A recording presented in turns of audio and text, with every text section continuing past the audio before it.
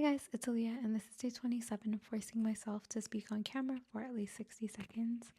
And today I wanted to talk about people pleasing.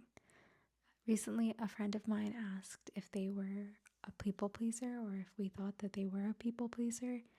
And I candidly answered yes, but so am I. And by that I meant usually, and I think I'm a recovering people pleaser because I'm not 100% like I used to be, but I think it's more so like a trauma response where when we were maybe younger or in situations in the past, we felt like in order to keep the peace, that was the only place we brought value. And if we didn't bring that value of peace and agreement, then there would be like eruptions in the places in our house or in our friendships or otherwise.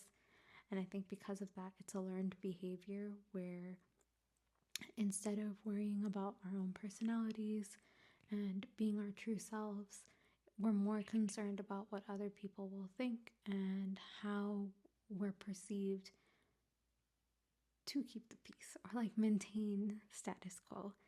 And I think over the years, I've worked very hard to rewrite that part of myself, but I can definitely still see parts of me that are still people pleasing for sure.